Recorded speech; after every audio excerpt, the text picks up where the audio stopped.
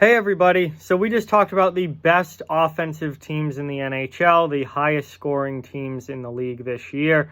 If you haven't checked that video out, I definitely recommend watching that after you finish watching this one. But now I want to look at the other end of the spectrum, the worst offensive teams in the NHL this year, the lowest scoring teams who are really struggling to put the puck in the net, and see how the lack of scoring correlates to being or not being a playoff team. So before we start, I just quickly want to remind everyone to please like and subscribe to the channel if you have not already.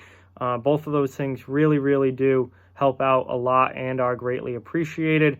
But let's get into it. So I'm using the same metric. I'm not going to use total goals against because teams have played different number of games. I'm using goals or total number of goals for because teams have played different number of games. I'm using goals for per game, so it kind of evens it out because it's a average versus the total number for. So the worst offensive team in the NHL, you probably can guess it. It's also the worst team in the NHL, the Detroit Red Wings.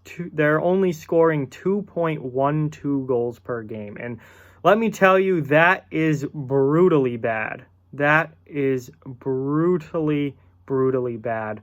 No one else is even close to that number. We'll talk about the second lowest scoring team next. And there's a huge gap in that goals for per game number. Detroit what a disaster of a season. And I would say it was somewhat expected. Nobody expected Detroit to be good this year. I think we all knew they were going to struggle. But I don't think we all expected Detroit to be this bad. They are all-time bad. This is a team that might finish with less than 48 points that the absolutely horrible 2017 Avalanche team finished with. This team might be worse than that. So Detroit at 2.12 goals per game, very much the lowest scoring team in the league. Number 2 is the Anaheim Ducks.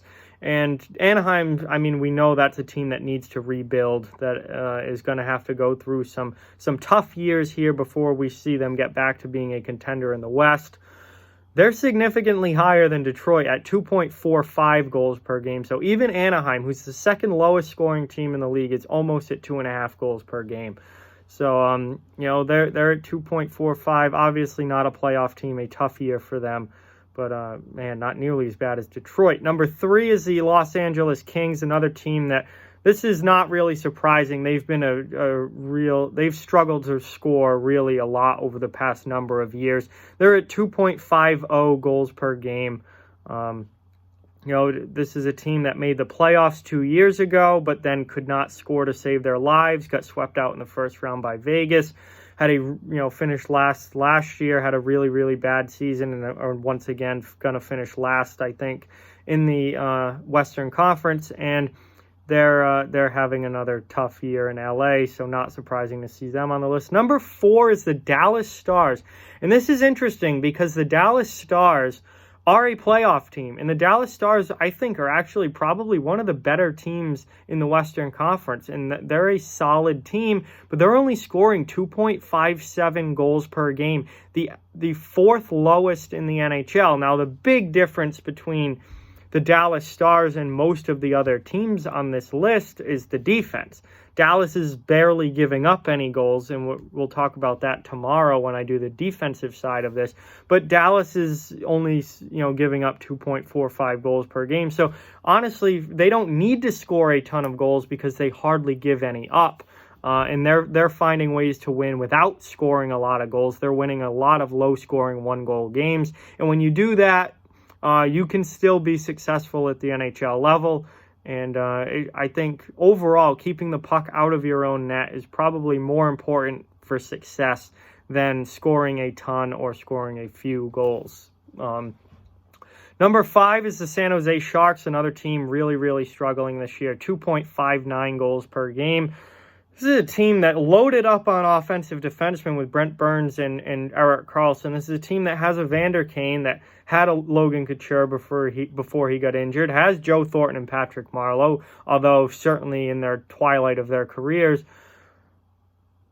Tomas Hertl, Kevin Labanc, Timo Meier, like, this was supposed to be a good team. And I'll tell you what, not only have they been bad defensively, they've been bad offensively as well. And that is why the San Jose Sharks are having such a disaster of a season this year.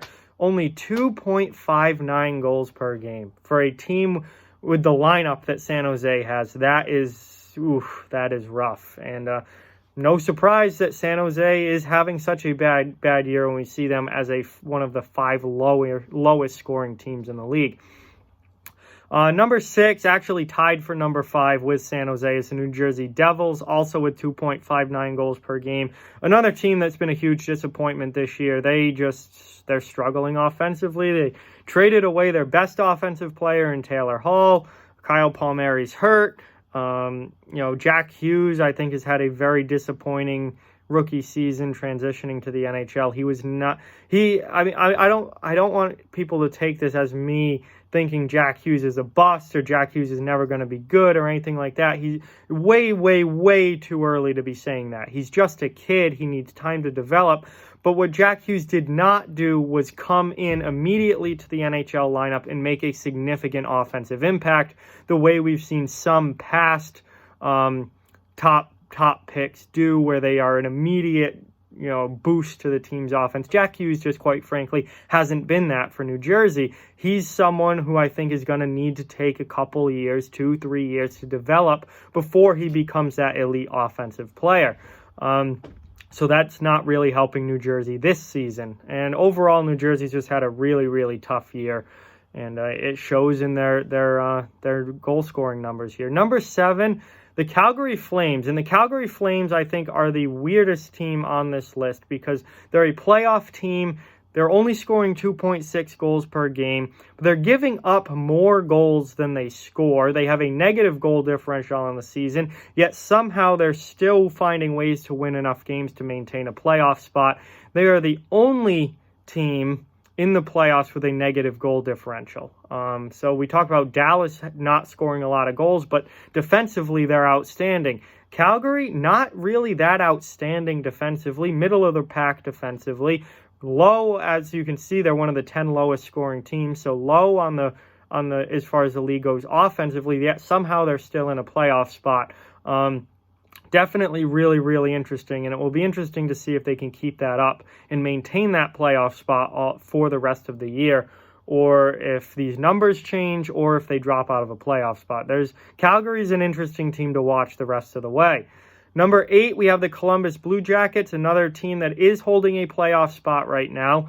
They are only scoring 2.71 goals per game, but much like the Dallas Stars, they are very good defensively, 2.51 goals against per game. So, again, it's kind of like the defense wins championships type thing with Dallas and Columbus.